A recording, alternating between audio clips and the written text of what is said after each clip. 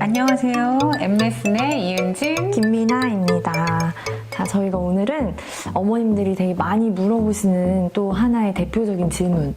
이제 다른 악기들 아이들 요즘 많이 배우잖아요. 뭐 클라리넷, 첼로, 또 뭐 실용음악 관련된 기타나 드럼 같은 악기들도 많이 배우고요. 그렇죠. 근데 이제 그런 악기들 노출하기 전에 피아노를 먼저 배우면은 되게 좋다고, 확실히 네. 빨리 배운다고. 그렇죠. 그래서 피아노를 먼저 시키라는 얘기를 또 많이들 하시더라고요. 그렇죠. 그래서 그러면은 내가 우리 아이 바이올린을 시키려고 했는데 네. 그럼 피아노를 먼저 시켜야 되나? 또 고민이 되는 거예요. 그게. 그렇죠. 그래서 과연 이것은 어떤 상관관계가 있는 것인가? 네, 그거에 대해서 선생님께 여쭤보겠습니다. 피아노를, 이게 지금 말씀하신 것처럼 바이올린을 좋아하는 아이들이 꼭 피아노를 먼저 배워야 되는 게 원칙은 아니에요. 네. 원칙은 아니지만 실은 바이올린 교육비에 비해서 피아노의 교육비가 가성비 대비 굉장히 짱이죠. 가성비가 좋죠. 가성비가 좋아요. 매일 가는데 비용이 비슷해. 그렇죠. 그런데 어차피 처음에는 아이들이 바이올린을 배우던, 피아노를 배우던, 클라리넷을 배우던 모든 악기들의 기본이 개명 읽기가 돼야 돼요. 독보라고 얘기하는데. 네. 우리가 글씨를 읽는 것처럼 그렇죠. 파닉스. 악보를 그렇죠. 악보를 도레미파솔라시도를 읽어야 된다는 거예요. 근데 물론 이제 뭐 아이마다 나 바이올린 너무 배우고 싶어. 근데 엄마가 그냥 피아노 먼저 배우자 이럴 필요는 없으세요.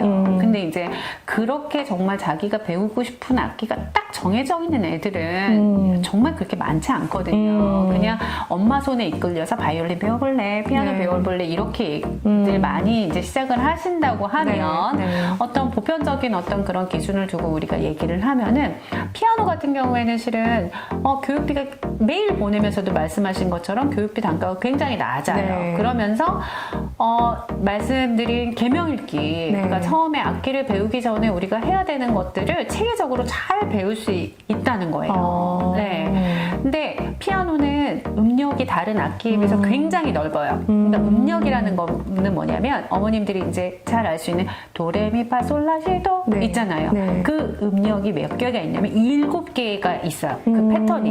그러니까 아주 낮은 도레미파솔라시도부터 아주 높은 도레미파솔라시도까지 있다는 거예요. 근데 우리가 이제 기본적인 악기들은 그 음역이 보통 3개예요. 네. 도레미파솔라시도가 바이올린 같은 경우에는 조금 높은 가온 C부터 시작해가지고 예를 들어 그 음역이 도레미파솔라시도, 도레미파솔라시도 3개 정도라고 네. 생각하시면 돼요. 네. 물론 이제 조금 더 넓어요. 네. 그리고 이제 첼로 같은 경우에는 낮은 음역으로 해갖고 도레미파솔라시도가 한 3개 정도 음역이라고 네. 생각하시면 되고요. 그런데 피아노 같은 경우에는 이 음역을 아우러서 높은 음자리표, 낮은 음자리표를 다 독보할 수 있도록 배워야지만 양손으로 그걸 칠 수가 있어요. 그렇죠. 예. 근데 이제 바이올린 같은 경우에는 높은 음자리표만 읽으면 돼요. 요즘 첼로도 많이 가르치시거든요. 맞아요. 근데 첼로는 또 높은 음자리표를 안 읽어요. 낮은 음자리표를 읽어요. 그러면 아이들이 바이올린 배우는 애들이 다시 첼로로 전환할 경우에는 독보를 다시 해야 돼요. 그렇군요. 낮은 음자리표로. 그렇기 때문에 그런 어떤 독보를 기준으로 해서 본다면 실은 피아노를 어느 정도 배우고 네. 피아노에서 개명 읽기, 리듬 이런 것들을 배우게 되면은 짧은 시간 안에 그거를 매일 오기 때문에 매일 오거나 레슨 받는 횟수가 많기 때문에 네네. 그러니까 교육비 대비해서 레슨 받는 횟수가 많기 때문에 빨리 배울 수 있다는 거예요. 그것을. 그래서 어느 정도 그것이 된 다음에 다른 악기를 접해주는 것이 아이한테도 조금 편하게 접할 수 있고 그렇겠네요. 네네. 접할 수 있고 그리고 어머님들이 만약에 바이올린을 뭐 타임당 얼마씩 내고 첼로는 더 비싸죠. 조금 교육비가. 네, 맞아요. 첼로를 뭐 타임당 얼마씩 내고 배운다고 하더라도 실제적으로는 처음에 선생님들이 가르치는 게 물론 악기의 주법도 가르치지만 네. 또 시간을 활용해서 이건 네. 타임당으로 하시잖아요. 네.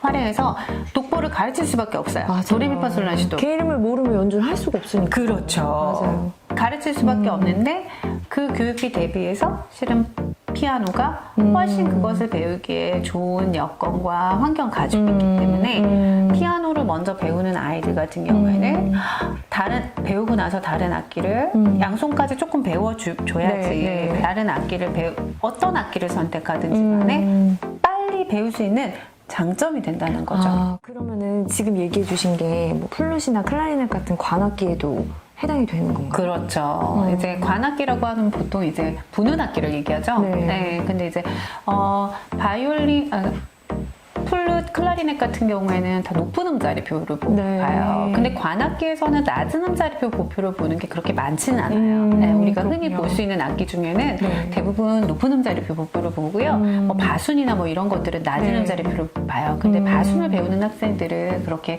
흔하지 않기 네. 때문에 일단은 높은 음자리표 보표를 보는 악기는 플룻, 클라리넷, 우리가 많이 이제 학교에서도 하는 리코더 네. 이런 것들은 다 높은 음자리표 보표를 보죠. 그래서 요즘에는 오보에도 되게 어머님들이 관심을 많이 가지고 계셔가지고 오보에도 이제 높은 음자리표 보표를 봐요. 근데 클라리넷 같은 경우에는 높은 음자리표 보표를 보나 예를 들어 뭐 이초악기예요. 그러니까 네. 전문적으로 들어가면 조금 복잡해지니까 네. 높은 음자리표 독보를 이제 그냥 기준으로 말씀드리면 네. 그렇다는 거죠. 그리고 음력은 똑같아요. 관악기도 도레미파솔라시도, 도레미파솔라시도, 도레미파솔라시도를 한 세 음력 정도 있다고 네. 생각하시면 되는데 네. 그게 피아노에서는 아까 말씀드린 대로 네, 7개의 옥타브가 네, 있어요. 맞아요. 네, 7개의 옥타브가 있고 관악기는 특히 더 좋죠. 네. 왜냐면 관악기의 음력에서는 가장 많이 쓰이는 음력을 피아노에서는 우리가 처음에 배울 때 네. 하는 음력대에서 네. 대부분 연주가 많이 돼요. 아, 그렇군요. 네. 그리고 이제 피아노랑 같이 배우는 피아노를 먼저 배우면 아이들이 더 쉽게 악보를 볼 수 있는 게 피아노는 10손가락으로 치기 때문에 우리가 한꺼번에 악보를 맞아요. 이렇게 하나만 보는 게 아니에요. 네. 하나만 보는 게 아니라 동시다발적으로 맞아요. 어떻게 보면 정말 어려운 악기인 거예요. 그렇죠. 피아노가. 그쵸. 그러니까 네. 아이들이 치기 싫어하고 막 힘들어하는 걸 그렇죠. 우리가 사실 이해를 해줘야 되는 그렇죠. 거예요. 사실 너무 어려운 거예요. 동시에 막 한 4가지 정도 개 이름을 봐서 그렇죠. 그거를 각각 맞는 어떤 그 손가락 리듬에 번호와 맞춰서. 거기에 리듬까지 첨부를 해서 그렇죠. 네, 일정한 속도로 그거를 네. 계속 해 나간다는 게 사실은 네, 진짜 어려운 일인 것 같아요.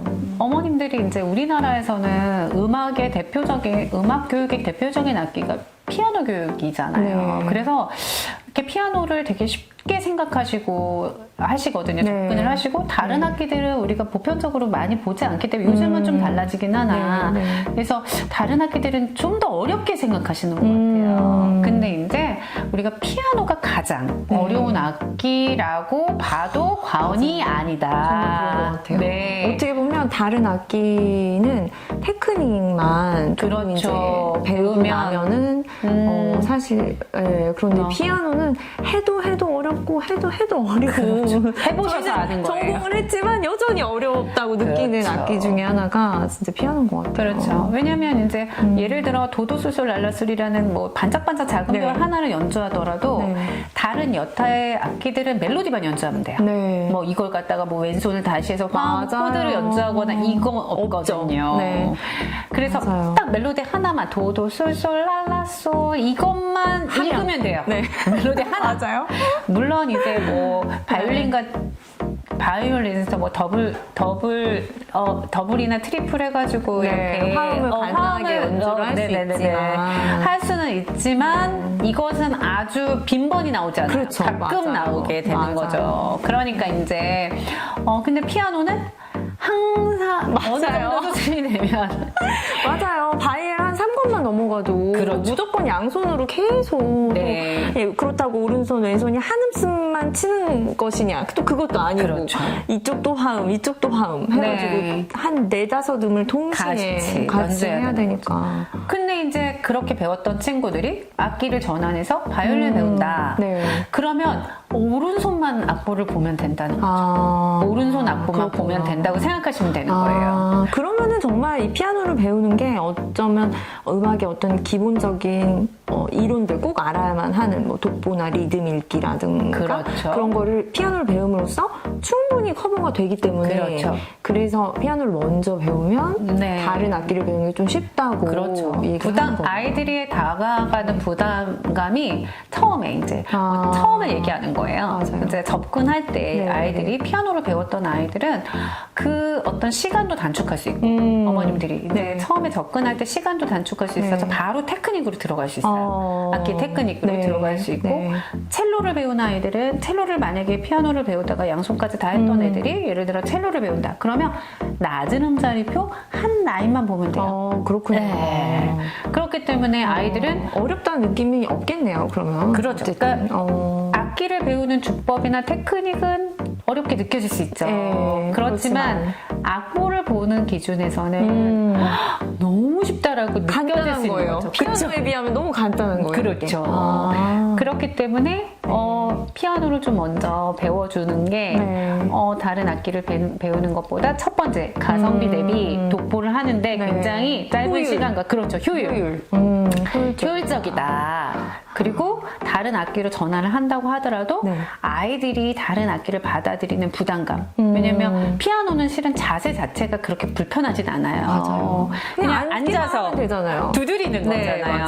맞아요. 물론 이제 손 모양의 차이는 있지만 네. 근데 다른 악기들은 실은 악기를 플룻 같은 경우는 들고 있어야 돼요. 바이올린 또 턱에 걸어야 그렇죠. 그러니까 불편하잖아요. 굉장히 불편하죠. 네, 맞아요. 그런데 악기를 드는 것 자체도 불편한데 악보도 또 새롭다. 네. 그러면 아이들이 반감이 이제 확 생길 확률이 그렇죠. 높은 거죠. 그래서 뭐 조금 경험이 처음에 잘못 배워서 바이올린 절대 하고 싶지 않다라는 네. 친구들이 있을 수도 있어요. 네. 그런 친구들도 굉장히 제가 많이 봤고 그런 예도. 그래서 그런 부분들은 실은 그런 어떤 효율성에 있어서도 네. 좋고 아이들이 다른 악기를 요즘은 투악기 많이 하니까요. 네, 맞아요. 다른 악기를 하는 데 있어서도 특별히 아이가 어떤 특별한 악기에 이렇게 고정돼서 꽂히거나 아니면 관심을 집중적으로 보이지 않는 한은 먼저 조금 편하게 피아노로 좀 워밍업을 시켜주시고 네, 네. 아이랑 다른 악기들도 조금 생각해 보시고 또 이제 악기 소리도 들려주시고 선생님 또 피아노 선생님이랑 상담 좀 해보시고 네. 그리고 투악기를 결정하는 것도 늦지는 않다. 그리고 효율성 대비 가성비 대비 굉장히 짱이다 라고 얘기 드릴 수 있어요. 아, 그렇군요. 저희가 오늘은 이제 피아노, 다른 악기 배우기 전에 피아노 먼저 배우면 좋은지에 대해서 얘기를 나눠봤는데요. 네. 혹시 저희 이제 채널을 보시면서 또 다른 궁금한 점이 있으시면 댓글에 또 남겨주시거나 하면 또 제가 선생님께 여쭤보면서 또 좋은 답변을 드리도록 노력하겠습니다. 네, 많이 투악기 하는데 많이 도움이 되셨으면 좋겠습니다. 감사합니다. 감사합니다.